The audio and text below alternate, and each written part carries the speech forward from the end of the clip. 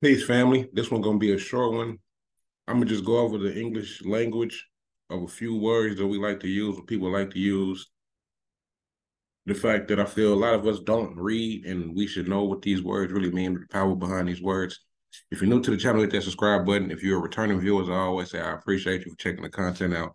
And so we're gonna jump straight into it. On behalf of Akuno Sankofa Bay, you know what I'm saying? Jay, where you at? We're trying to help our people elevate. Hope. HOPE. We're giving them hope. We doing what we gotta do, you know. Every day, one step at a time, man. We gonna make it happen. Helping our people elevate. Yeah.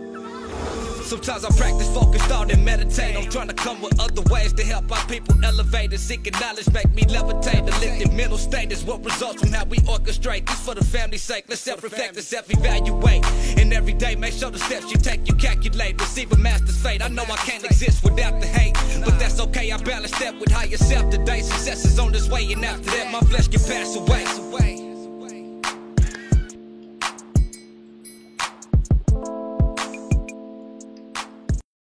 All right, family. So we're gonna first start with the etymology.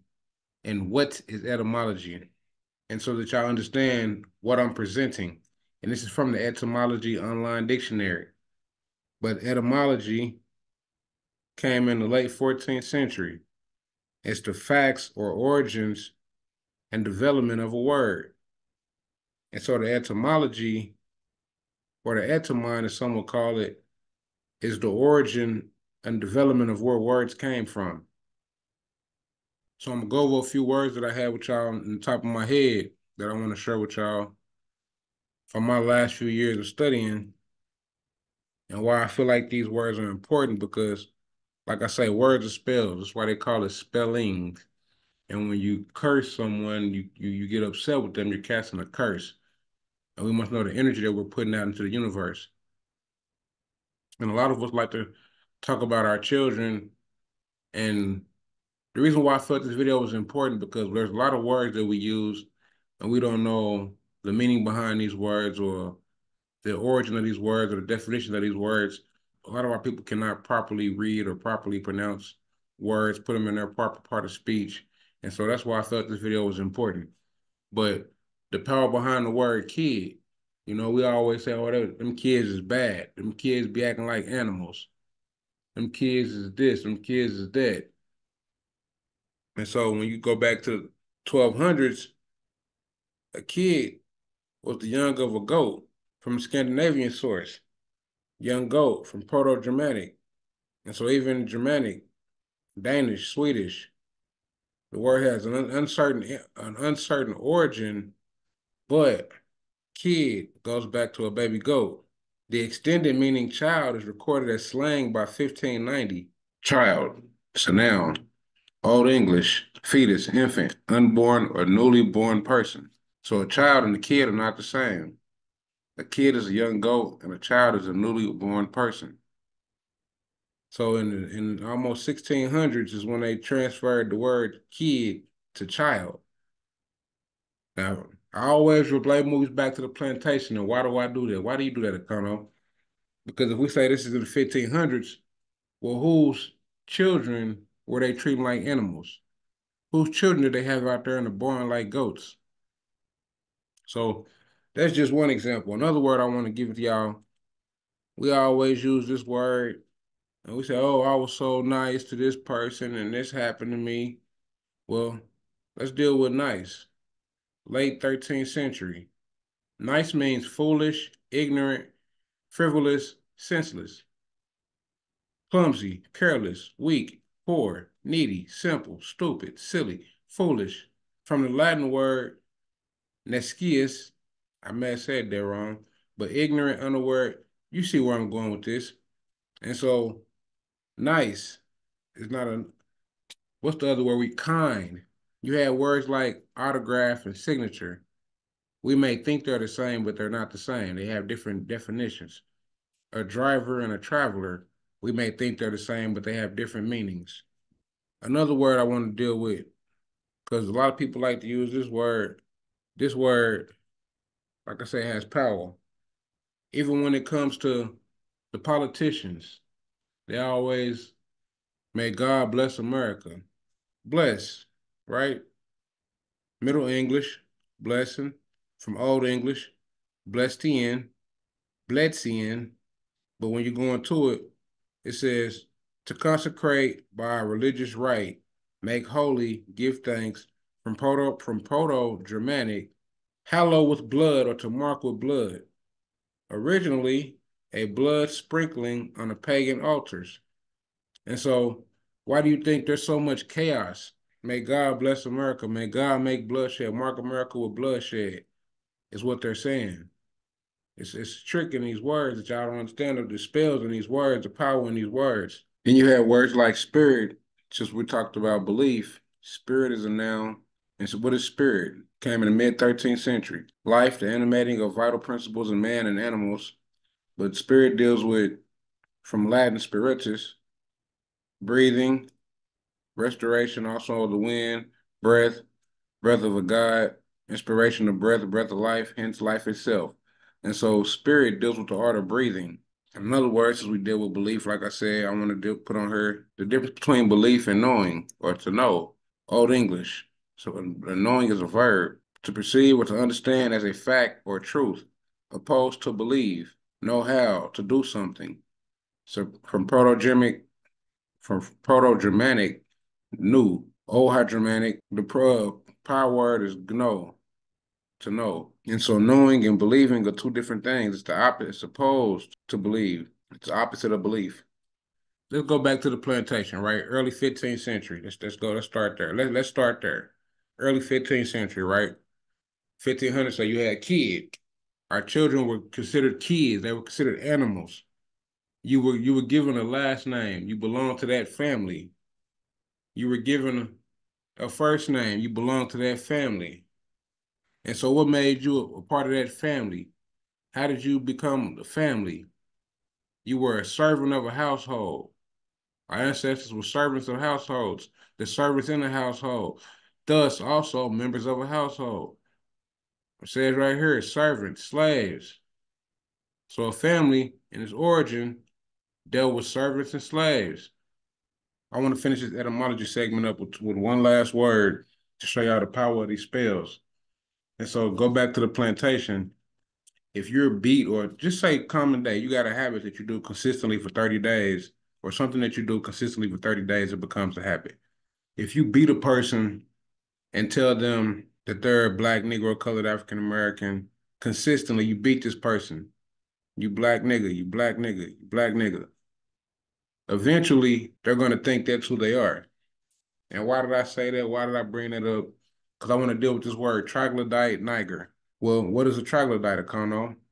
We still in the etymology, but a troglodyte is a cave dweller.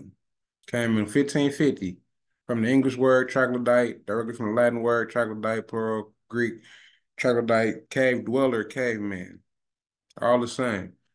And so why did I say troglodyte niger? Because if you go to the etymology of the word or just the origin of the word, it's caveman, it's cave dweller. And so the original black nigga or black niger, pale monkey, pale cave dweller was the European pale man. And so now we hold on to this identity as if it's us without knowing where these words came from. But the reason why I did this is because the biggest argument I heard with people was, oh, I'm native, I'm Indian. Y'all trying to take someone else's identity. And so when you deal with the word native, any words in the English language, if you ask these people what does the word mean by definition, most adults can't tell you. And that's just a fact. We can pronounce words, we can say words all day long, but knowing what the word means, its eight parts of speech, where it belongs in the sentence, what it really means, we don't know that. We just run off at the mouth and deal with a lot of belief. You ask an adult, what does belief mean? They'll want to argue with you about what belief means. But then you give them a definition of belief. Now, if you give them a definition of belief, it says a persuasion of the truth or an assent of mind to the truth of a declaration. And so it's persuasion of the truth. It didn't say it was the truth. It's persuasion, your thoughts of what the truth is. An asset of mind to the truth of a declaration. Proposition or alleged fact on the grounds of evidence distinct from personal knowledge. Let me reread that. Belief, that's a noun. It's a thing. A persuasion of the truth or an assent of the mind to the truth of a declaration. Proposition or alleged fact on the grounds of evidence distinct from personal knowledge, as the belief of the gospel, belief of a witness. Belief may also be founded or eternal impressions of argument or arguments and reasons furnished by our own minds as the belief of our senses. And so in theology of faith, religion, belief is not facts, it's not knowledge, it's not 100% accurate. So then what is the difference between believing and knowing, or belief and to know?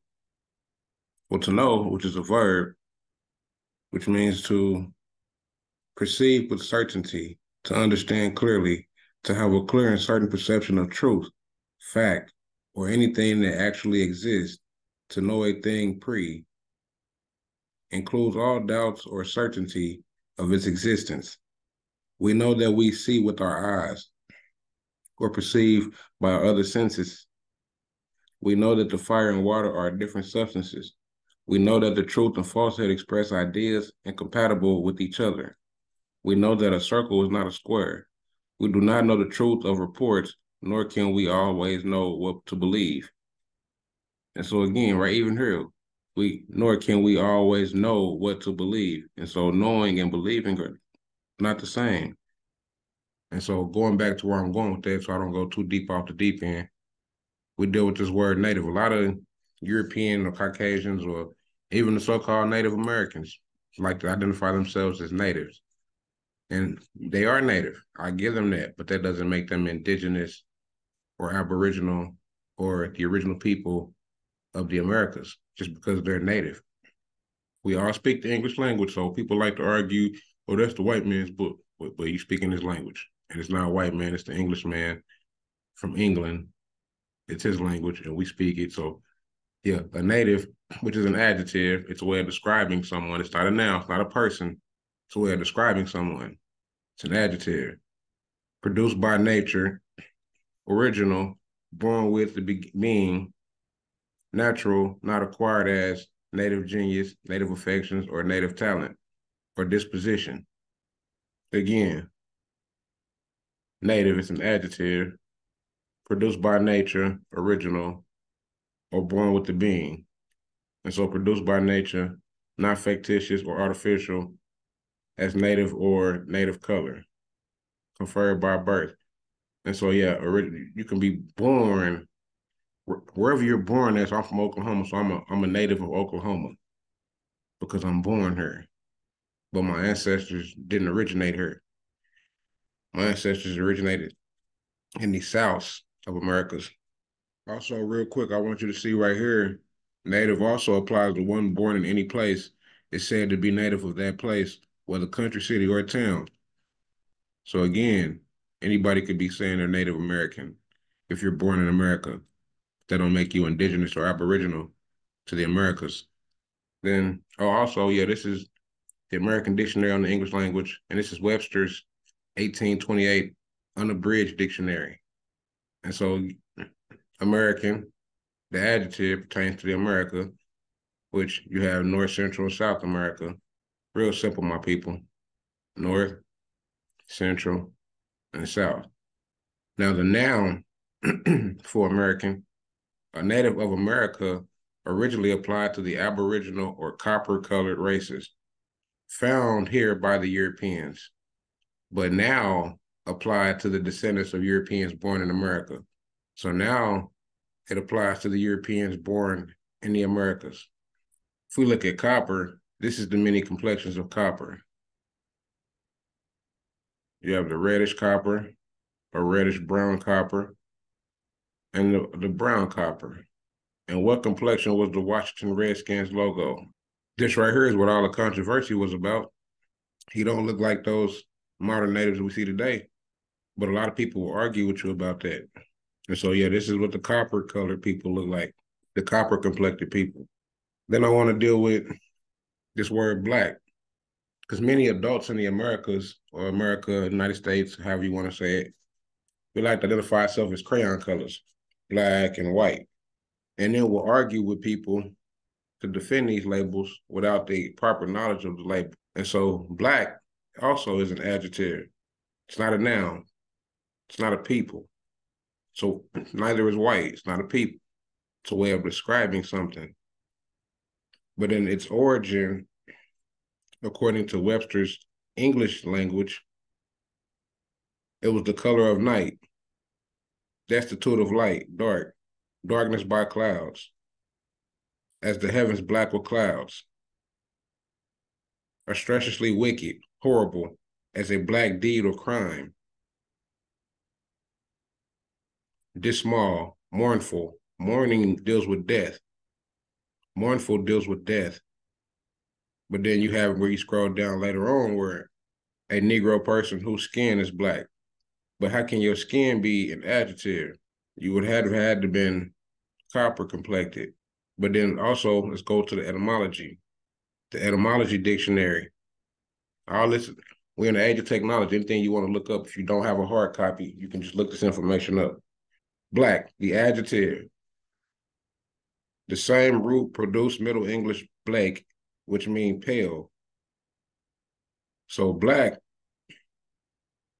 which is also Old English, black, absolute dark, absolutely dark, absorbing all light of the color of soot or coil. So, absorbing all light, not in a positive way, meaning you're taking away from the light. To burn, gleam, shine, flash, to burn, scorch, bled. This etymology is the origin of words where they came from.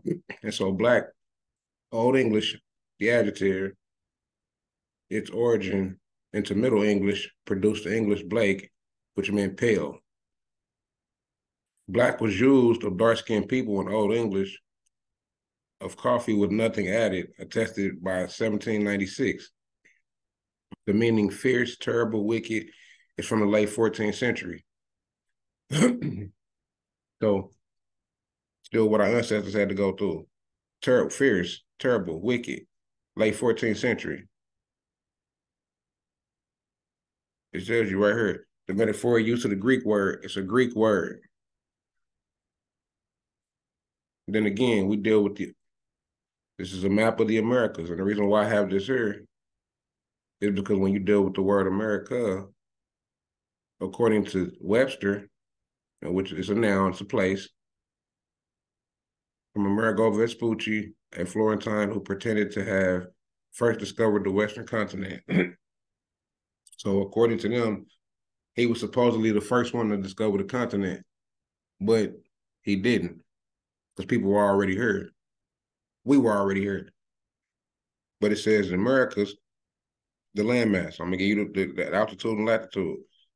It extends from the 18th degree of north to the 54th degree of south latitude, and from the 35th to the 156th degree of longitude west from Greenwich, being about 9,000 miles in length. And so the Americas is this entire continent. So when it says American, it's applying to all the copper people in this entire surface.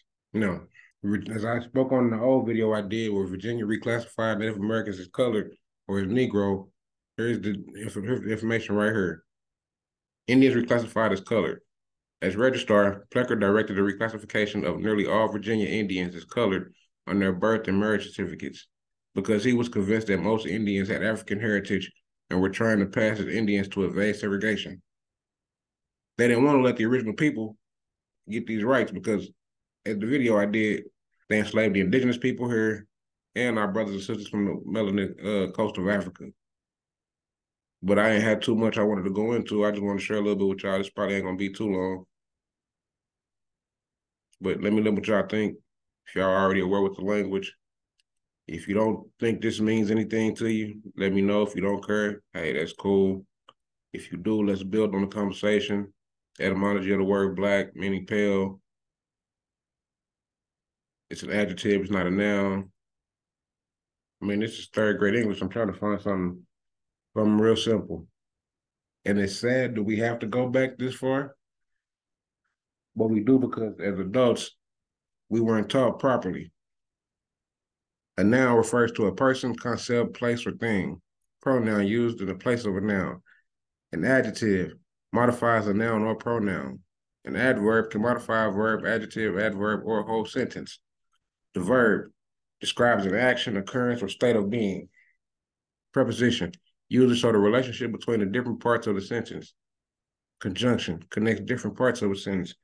Interjection used in isolation to express a feeling, give it a command or to greet someone.